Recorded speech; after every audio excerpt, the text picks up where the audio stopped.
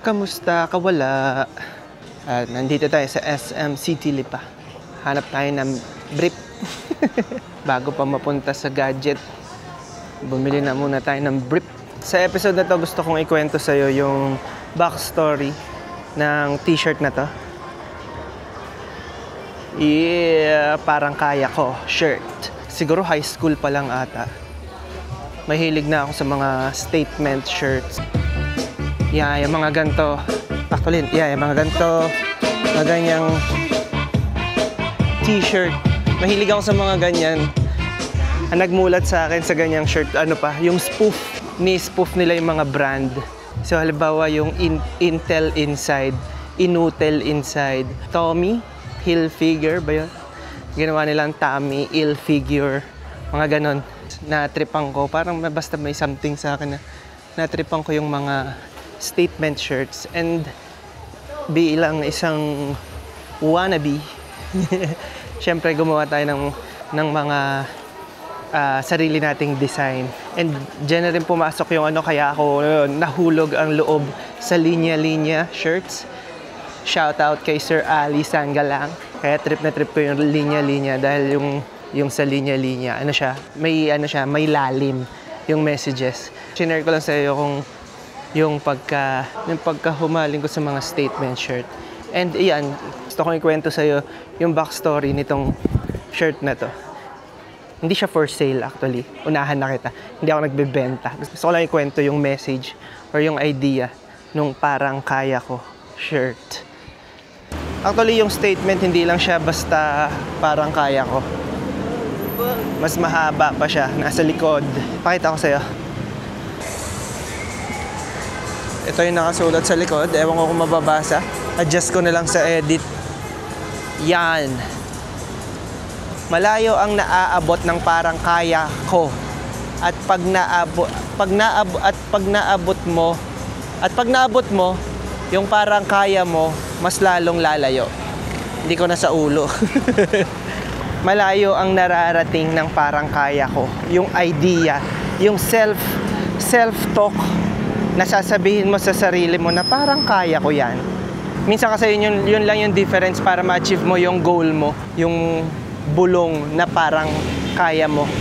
Kasi kung iisipin mo, ang daming malalaking achievement sa mundo na malamang sa malamang doon nagsimula. Sa thought na yon, sa thought na parang kaya nila. Kina Mark Zuckerberg, Steve Jobs, basta kung sino bang may mga malalaking ambag. Lahat yon nagsimula dahil naisip nila na parang kaya nila. Imaginein mo, di ba, kung nung gagawin niya na yung Facebook, naisip niya, hindi ko kaya yan. Hindi ko kaya yan. Hindi ko kayang gumawa ng app na gagamitin ng buong mundo. Yun lang ang difference. Yung parang hindi ko kaya at parang kaya ko. Kaunsay. Madi-deconstruct mo pa yung parang kaya ko. Hindi siya arrogant, hindi siya overconfident. Iba pa siya sa basta mo lang sinabi na kaya ko. Kung mapapansin mo, di ba, may word na parang for humility na hindi siya actually basta go ka lang ng go eh. It's more on considering na kaya mo. Pero Steve, hindi ba mas maganda na 100% confident ka na kaya mo? Pakiramdam ko kasi medyo may danger sa ganong idea, sa ganong approach na pwede kang maging overconfident sa pagpasok mo sa isang bagay. Possible doon na ang mangyari is may ma-miss kang step dahil akala mo kaya mo na talaga. Iba yun eh, iba pa yun, iba yung ganong way of thinking kesa sa parang kaya ko. May ano siya, may halong humility, may halong acceptance na hindi ka perfect. Papasok ka sa isang bagay na ready ka na magkamali. And at the same time, parang sinasabi mo na rin, nandun yung readiness mo para matutunan or para aralin paano mo magagawa, paano mo kakayanin.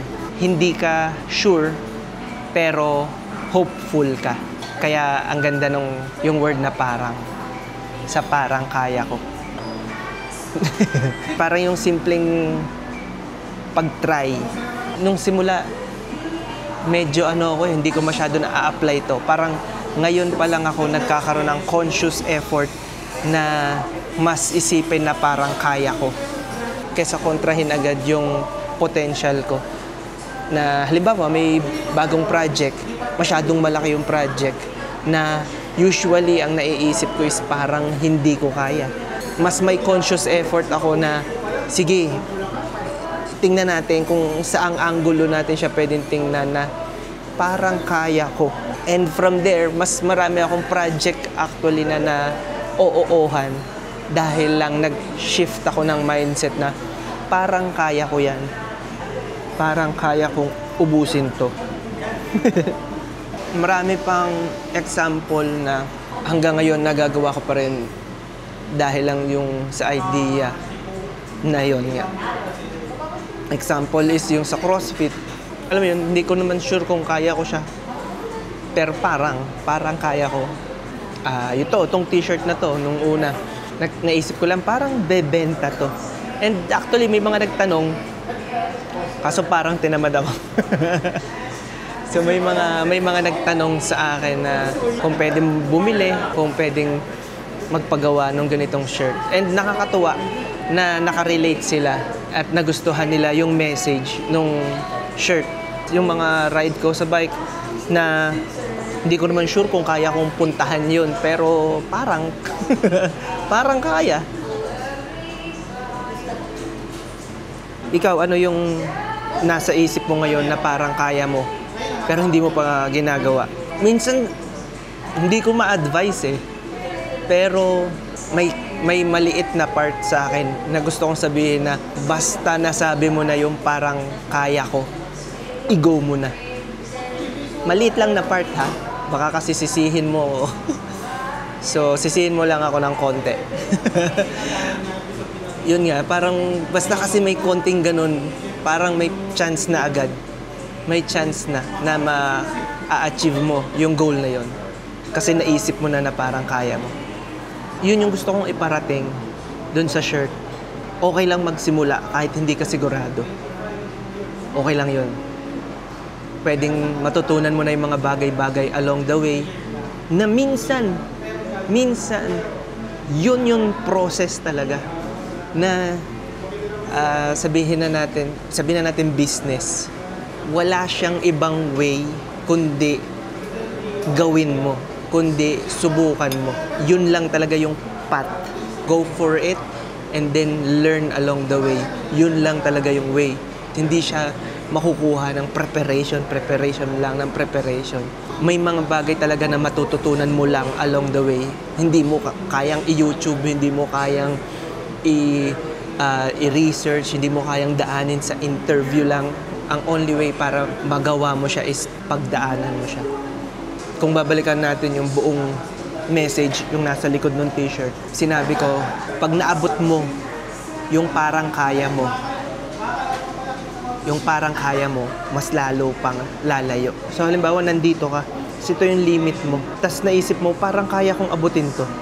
Pag nandito ka na, nag-a-adjust din yung limit mo. So kada maaabot mo, yung akala mo, parang kaya ko yan. Alam mo yun, lalo lang lumalayo yung limit mo. Yun yung maganda kasi parang nagiging never-ending growth siya sa sarili mo. Tuloy-tuloy lang, tumataas lang, lumalawak lang yung limit mo.